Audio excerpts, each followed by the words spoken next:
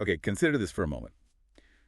What if the deepest debates, the really core arguments shaping artificial intelligence today, were actually hashed out like 2,500 years ago in ancient Athens? It sounds pretty wild when you put it like that, doesn't It it? really does. And, well, that's basically our mission for you in this deep dive. Yeah. We want to explore how pretty much every big breakthrough in modern AI, neural networks, recognizing faces, symbolic systems, mastering chess, how Yeah. all of that can be traced back to this intellectual clash that started way back then. Mm-hmm. An ancient Greek showdown of ideas. Exactly. We're drawing on this really fascinating article from Harrison AX's blog. It's called The Ancient Code: How Greek Philosophers Programmed the Future of AI. Great title. Is it? And the point isn't just, oh, history is neat. It's suggesting that we're looking at something like the actual source code of intelligence, and that it was kind of unknowingly debugged by these two philosophical giants long, long before silicon chips. Yeah, and what's really striking is that these weren't just like abstract chats over wine. We're talking about a really fundamental split between Aristotle and Plato about how knowledge even works, how our minds get it, and that division, that disagreement, it echoes right into the approaches we're still wrestling with in AI today. It's quite profound, actually. So let's unpack that. How did these two, Aristotle and Plato, how did they actually do it? I mean, their approach to figuring out knowledge. Can you maybe paint a picture for us, them in their world? Yeah, absolutely. So picture Aristotle. He's maybe walking around the Lyceum, his school, which was kind of like an open-air campus. Okay. And he's looking closely at everything, plants, animals, how things work in nature. He was all about empiricism. Empiricism meaning? Meaning knowledge comes from what you observe, what you experience directly. You gather data from the world. Your senses are key. You build up understanding bit by bit based on, facts you collect from reality. Careful observation, that was his method. Okay, so very hands-on, world-focused. And Plato, was he the opposite? Pretty much, yeah. A stark contrast. Plato, he was based in his academy, and he believed true understanding didn't come from looking out there at the messy world. He thought that stuff, the sensory world, was basically just shadows on a cave wall. You know the analogy. Right, yeah, famous one, imperfect copies. Exactly. For Plato, the real knowledge, the truth, existed in this perfect, unchanging realm of abstract forms or ideas. Things like justice or beauty or even catness. And you could only grasp these through pure reason, through logical thought. That's rationalism, thinking things through, independent of what your eyes and ears tell you. Wow. So, okay, you're saying these ancient thinkers, they were essentially wrestling with the fundamental code of intelligence. Way before computers, trying to debug how minds understand reality. Precisely. That's a great way to put it. They were grappling with let's say, the core algorithms of knowing and reasoning. And you get these two almost competing algorithms emerging. Aristotle's bottom-up, data-driven way, and Plato's top-down, reason-based way. And that tension, it set the stage for centuries of philosophy and eventually AI. Okay, this is where it gets really interesting, connecting it forward. Let's look at Aristotle's legacy first. He had this idea of the mind as a blank slate, right? A tabula rasa, gaining knowledge purely through experience. Like you mentioned, a child learning to recognize its mother's face. Aristotle would say the child's mind isn't pre-programmed with mom's face. It just processes loads of examples, sees the pattern. Exactly. And that is, directly mirrored in modern neural networks and deep learning. How so? Well, these systems literally start as computational blank slates. They have structure, sure, but no inherent knowledge. They learn entirely from being shown massive amounts of data. Good. Think about an AI learning to identify cat pictures. You feed it millions of labeled photos. It just, through statistical pattern matching, figures out what features consistently mean cat. Nobody explicitly programs the rule pointy ears plus whiskers cast cat. Ah, I see. The network discovers those patterns from the data itself. It's pure Aristotelian empiricism in action, learning by experience bottom up. Okay, so Aristotle is the ancestor of the data-hungry learning systems. But Plato, with his focus on abstract reason, how did his ideas shape AI? Because that sounds quite different. It is quite different. Plato's rationalist thinking really became the foundation for what we call symbolic AI, or sometimes GFAI, good old-fashioned AI. Symbolic AI. Yeah. These systems don't really learn from raw data in the same way neural nets do. Instead, they work by manipulating abstract symbols like words or concepts according to very specific pre-programmed logical rules. So more like deductive reasoning. Exactly. Reasoning from first principles, using logic. It's programmed with facts about the world and rules for how to combine those facts to reach new conclusions. Pure computation based on defined rules. Can you give an example of that in action? Oh, absolutely. The classic powerful example is IBM's Deep Blue, the chess computer that beat Garry Kasparov back in '97. Right, I remember that. Huge deal. Massive.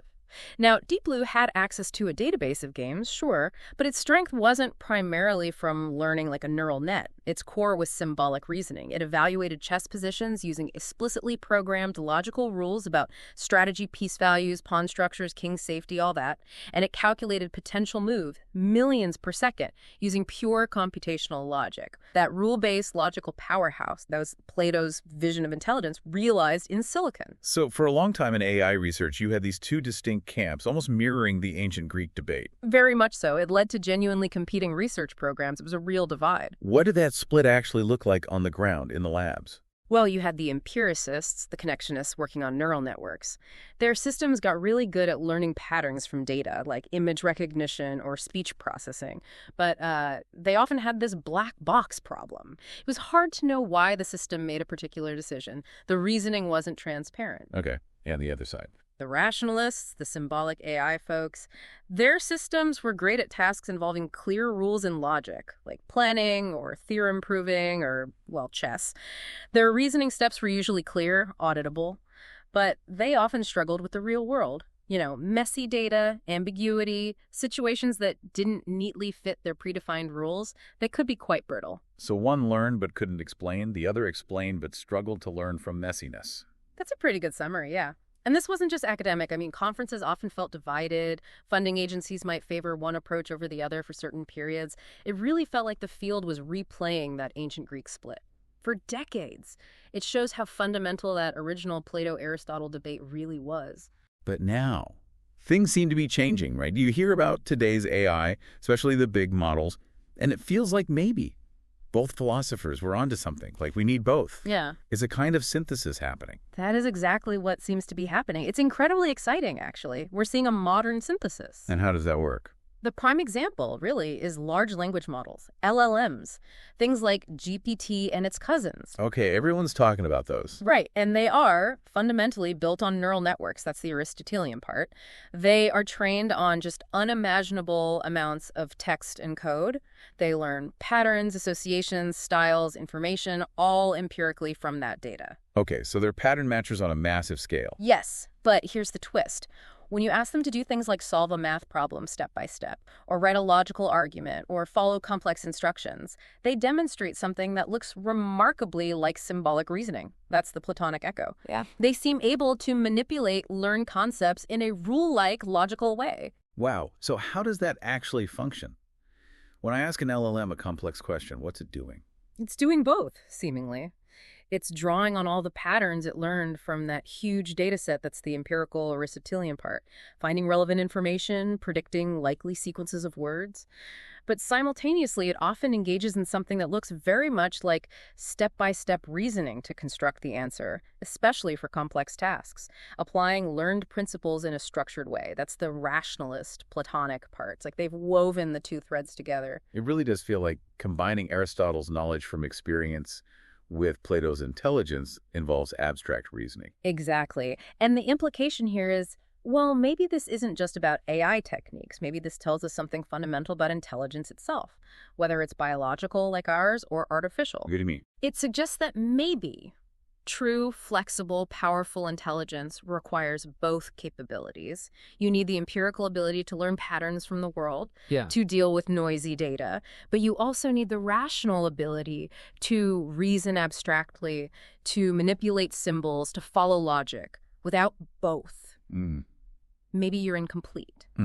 Either a pattern matcher without deep understanding or a logical engine that's too rigid for the real world. Sort of, yeah. It suggests these ancient guys weren't just philosophizing in a vacuum. They were maybe outlining the essential components of any intelligent system. And you can see that mix in humans too, can't you? Like kids learning language. Beautifully, yes. Huh? A child learns their native language empirically, right? By hearing thousands, millions of examples, they pick up patterns, vocabulary, pronunciation just by immersion. Pure Aristotle.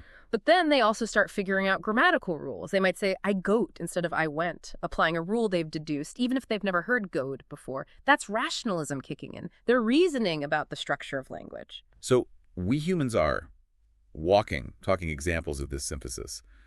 Aristotelian pattern matchers and Platonic reasoners. I think that's a very compelling way to see it. We seem to be both. Okay, so wrapping this up, it sounds like Aristotle and Plato didn't just have an argument. They basically gave us a kind of philosophical map, or as you said, a GPS, for understanding intelligence itself. I really think so. A philosophical GPS, that's good. Every time someone builds an AI system, whether they realize it or not, they're taking a stance on that empiricism-rationalism spectrum defined 2,500 years ago. Every major AI breakthrough arguably represents a new point on that map, often trying to blend the two sides. So the next time you're chatting with an AI or using an app powered by one, pause for a second, you're not just interacting with cutting-edge tech.